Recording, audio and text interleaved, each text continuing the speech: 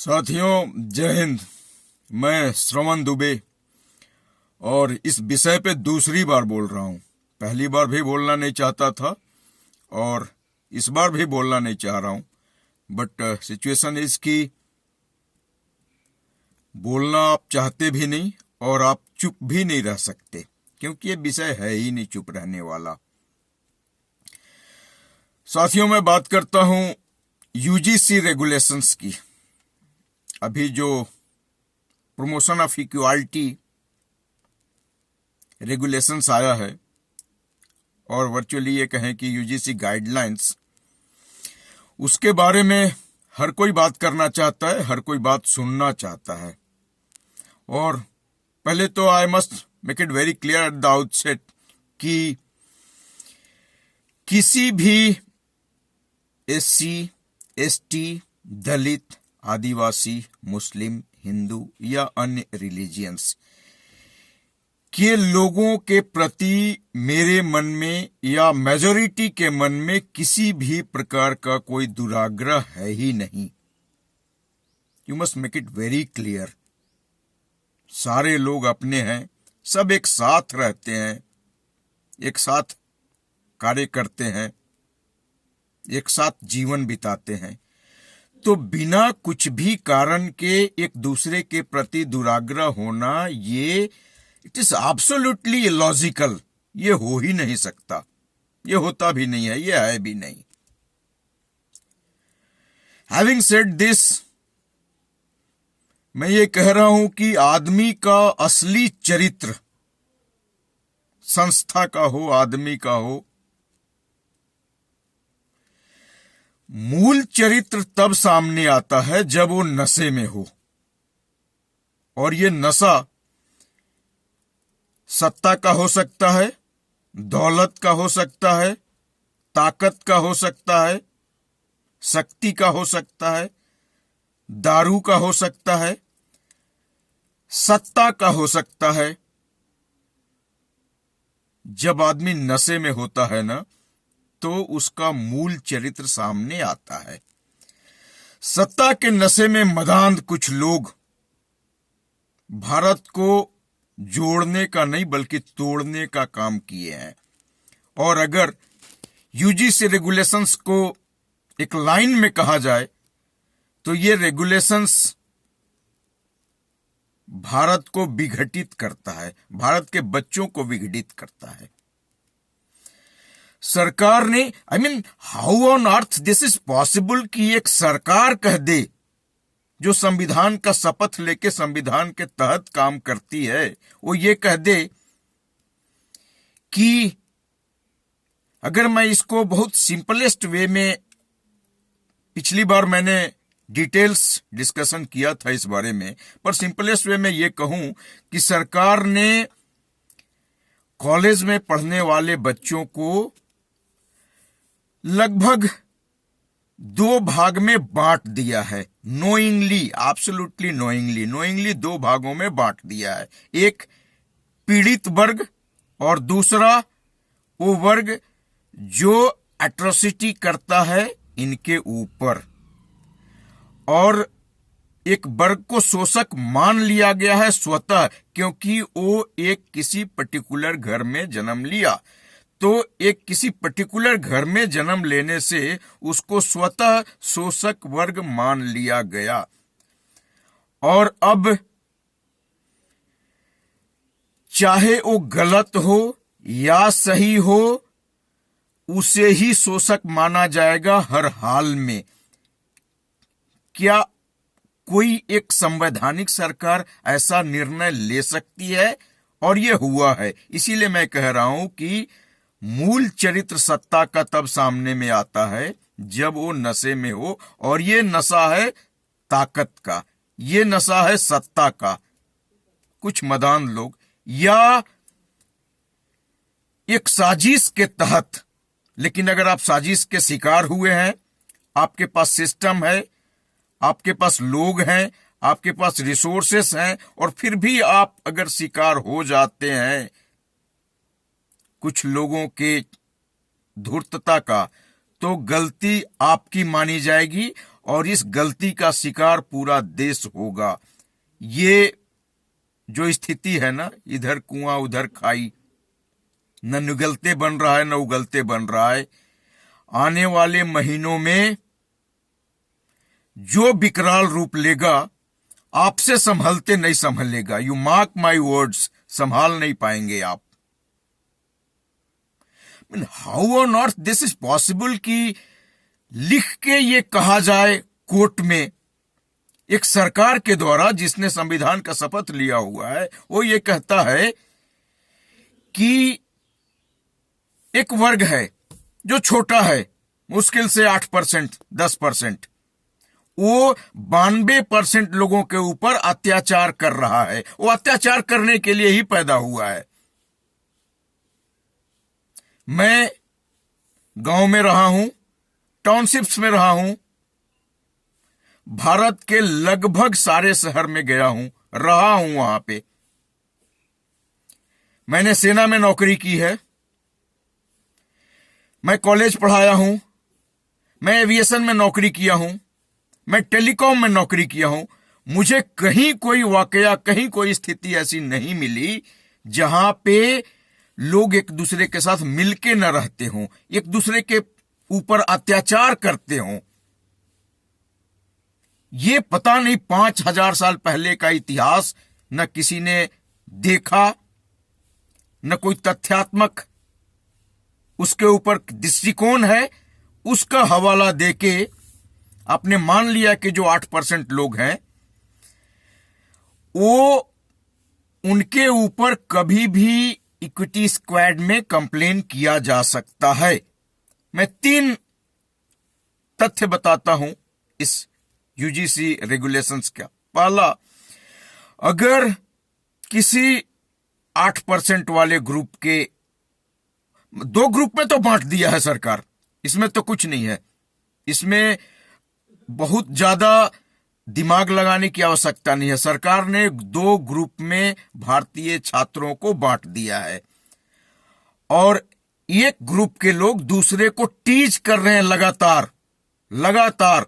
कुमार विश्वास को गाली दी जा रही है, अजीत भारती को गाली दी जा रही है। तो ये गाली वर्चुअली कुमार विश्वास और अजीत भारती के लिए नहीं है, ये गाली 8% लोगों के लिए है।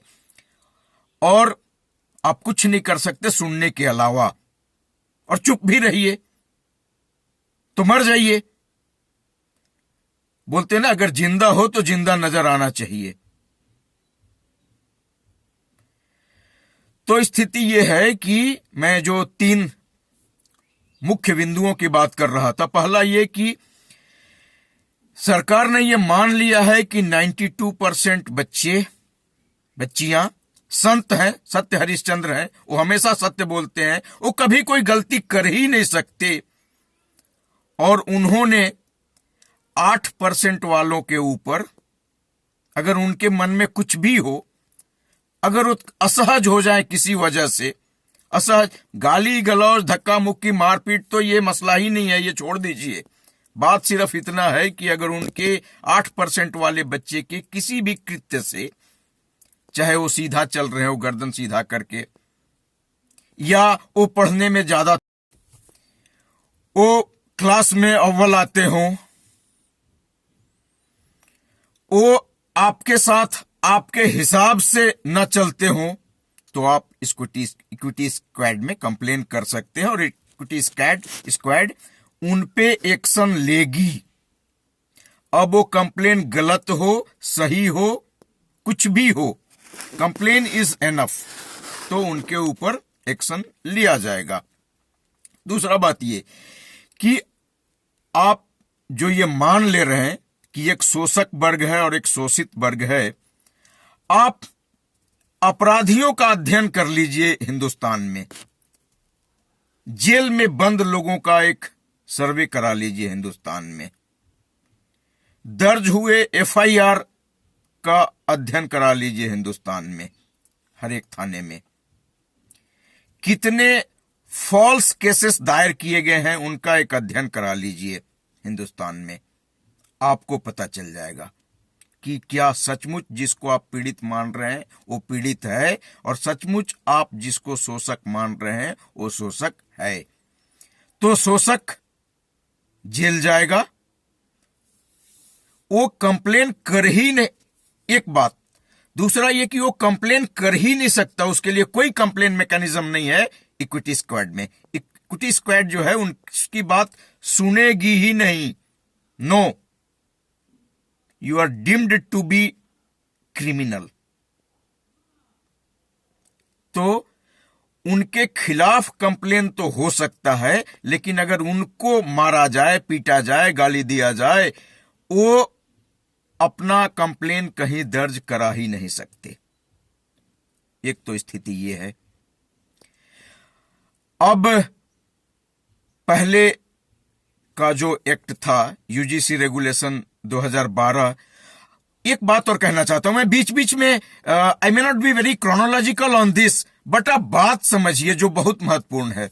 2011 में जब मनमोहन सिंह की सरकार थी, एक बिल लाने की कोशिश कर रही थी सरकार सामाजिक सुरक्षा के लिए कि जहां कहीं भी दंगा फसाद हो तो हिंदुओं को स्वतः ये मान लिया जाएगा कि वही दोषी हैं, केस उनके खिलाफ चलेगा, एफआईआर उन पे दर्ज होगा, और सिर्फ हिंदुओं को ये मान के चला जाएगा कि दोष उनका ही है। बीजेपी ने इस मसले पे बहुत हंगामा किया था और अंततः पार्लियामेंट से ये इनेक्ट नहीं हो पाया था एक्ट। वही बीजेपी आज ये कह रहा है कि 8% बच्चे स्वतः दोषी मान लिए जाएंगे और उनके पास कोई ऐसा अधिकार नहीं होगा कि वो इक्विटी स्क्वाड में जाके कंप्लेन दर्ज करा सकें अपना। तो ये हुआ एक। अब मैं फिर से वहीं आता हूं। दूसरा ये कि पहले एससी एसटी एक्ट था 2012 वाला, उसमें इन्होंने ओबीसी को ऐड किया, फाइन, कोई इशू नहीं। ओबीसी मुस्लिम को भी ऐड किया। अब अगर से मैं आई डोंट हेजिटेट टू से दिस, लव जिहाद, आई क्लियरली से लव जिहाद में ट्रैप करना चाहता है कोई सवर्ण लड़की को,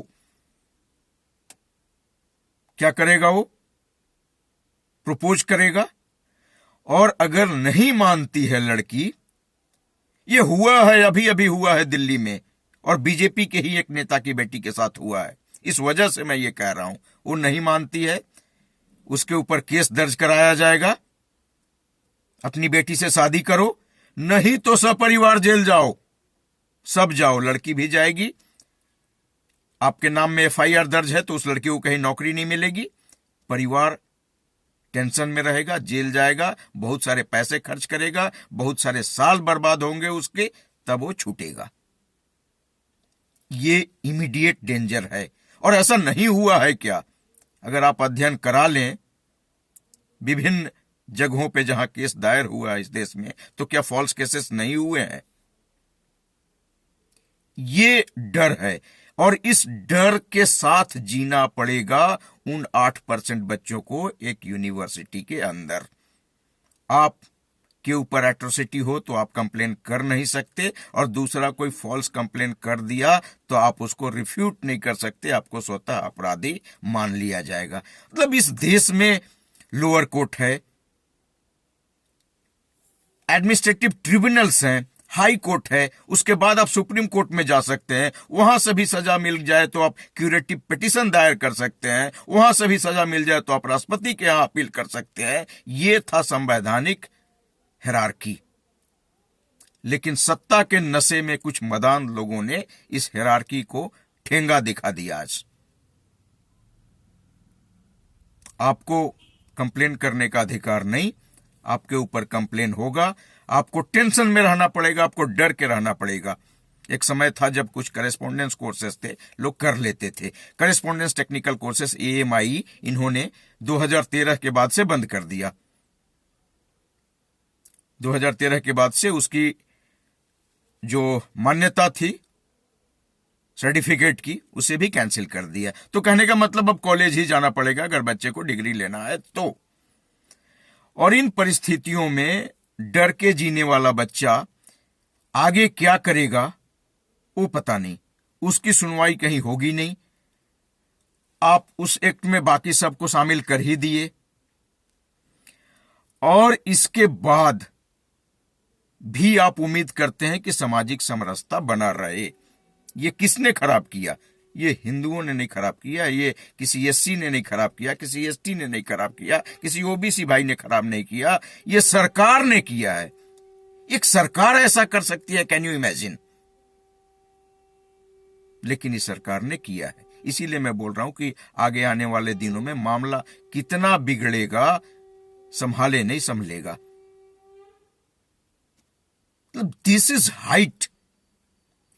तुमने पहले 15% और 7.5% दिया, एक्सेप्टेड, किसी ने कोई विरोध नहीं किया, फाइन। इसके बाद 22.5 में 27% और जोड़ दिया, 49.5 कर दिया, फाइन। फिर 10% जोड़ा। अन्य कई सारे राज्य हैं जहां 78% तक रिजर्वेशंस है, किसी ने कुछ नहीं बोला। ठीक है भाई, हम जाके कहीं प्राइवेट में नौकरी कर लेंगे। अब तुम बोल रहे हो पढ़ने भी नहीं देंगे। अरे नौकरी तो करने दे नहीं रहे हो, पढ़ने तो दो कम से कम। ये शिक्षा का अधिकार जो है, ये मौलिक अधिकार है। जो 7 मौलिक अधिकार मिले हैं इस देश में, उसमें मौलिक अधिकार है शिक्षा का अधिकार। डर डर के शिक्षा का अधिकार नहीं लिखा हुआ उसमें लिखा हुआ है शिक्षा का अधिकार। पढ़ने तो दो भाई। तो सरकार, ये विषय ऐसा है कि इसको 10-5 मिनट में समाहित करना अत्यंत कठिन है। ये कतई उचित नहीं है एक इलेक्टेड गवर्नमेंट के लिए कि वो इस तरह का दुर्भावनापूर्ण भेदभाव करे अपने ही नागरिकों के बीच। ये उचित नहीं है। And lastly I would say कि आप रोल बैक करिए न करिए, अब उससे फर्क पड़ता नहीं है बहुत। लेकिन जिस तरह से आपने दुर्व्यवहार किया है, जिस तरह से आपने कानून बना के मोरल को अफेक्टेड करने की कोशिश की है, ये गलत है, सरासर गलत है। और गलत को गलत हर किसी को कहना चाहिए, जिस किसी के भी रीढ़ में हड्डी हो। बात इसका नहीं है कि वो सवर्ण है या कोई और कास्ट को बिलोंग करता है, कोई और रिलीजन को बिलोंग करता है। सारे लोग वही हैं, सबके 2 हाथ हैं, 2 पैर हैं, एक सिर है। जो लोग ऐसे फैसला लेते हैं, मैं ये कहता हूं कि वो जहन से अपाहिज हैं। हाथ पैर से लूले लंगड़े नहीं हैं, वो जहन से अपाहिज हैं। कुछ लोग अपने रहनुमाओं के कहने पे ये लिए हैं। एक शेर है, रहनुमाओं की अदाओं पे फिदा है दुनिया सारी, इस बहकती दुनिया को बचाओ यारों। ये बहकते लोग हैं जो हाथ पांव से नहीं बल्कि जहन से अपाहिज हैं। इनको एक बार रिविजिट करने की जरूरत है। अन्यथा किसी चीज को आप एक हद तक ही दबा सकते हैं, उसके बाद क्या होगा? विस्फोट। झेलिए।